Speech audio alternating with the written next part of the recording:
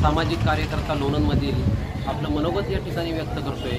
नेहमीच्या पद्धतीनं आम्ही रोकटोक मराठी न्यूज चॅनल आणि आमचे लाडके प्रतिनिधी रिपोर्टर दिलीप वाघमारे सातत्यानं आम्ही एक सामाजिक विषयावर आम्ही सातत्यानं बाईट देत आलेलो आहोत। आणि मित्रांनो, बंधूंनो, आज साधारणतः पुणे सातारा रस्त्याची वाहतूक या विषयावर आम्ही एक लक्ष वेधून घेत आहोत। शासनाला आम्ही नम्रतेने आणि काळजीनं आमचं मनोगत आम्ही या ठिकाणी शासनापर्यंत पोहोचवण्याचं काम या बाईटच्याद्वारे करतोय। तर प्रामुख्यानं पुणे सातारा रस्त्यावर वाहतूक खूप वाढलेली आहे। अतिशय MIDC 4-5 MIDCच्या सानिध्यात पुणे सातारा रस्ता हा वाहता रस्ता आहे आणि खूप वाहनांची वर्दळ आता रात्रंदिवस ये जा करते।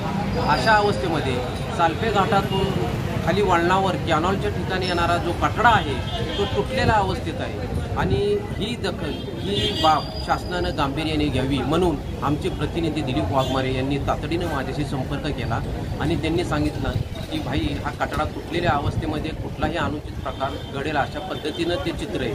म्हणूनच आम्ही कळकळीनं आणि आम्ही तळमळीनं शासनाचं आणि स्थानिक प्रतिनिधी आणि शासकीय अधिकारी यांना आमची हात जोडून विनंती आहे की हे तातडीनं हे काम पूर्ण करावं। तुटलेल्या अवस्थेतील कठड्याच्या संदर्भामध्ये कोणतेही वाहन त्या ठिकाणी नकळत दुर्घटना घडू शकते, वाहन कॅनॉलमध्ये जाऊन पडू शकतं। अशा पद्धतीनं कुठलाही अनुचित प्रकार घटना घडू नये म्हणून शासनाने तातडीनं त्या तुटलेल्या अवस्थेतील कॅनॉलवरल्या कठड्याचं काम चांगल्या पद्धतीनं करावं आणि होणारी संभाव्य दुर्घटना टाळावी हे आमची मनोमन तळमळ आहे।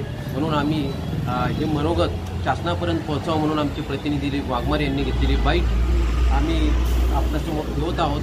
रोकटोक मराठी चॅनल सातत्यानं प्रयत्न करत आहोत। विविध ठिकाणी आम्ही सामाजिक कामाच्या रूपातून आवाज उठवतो।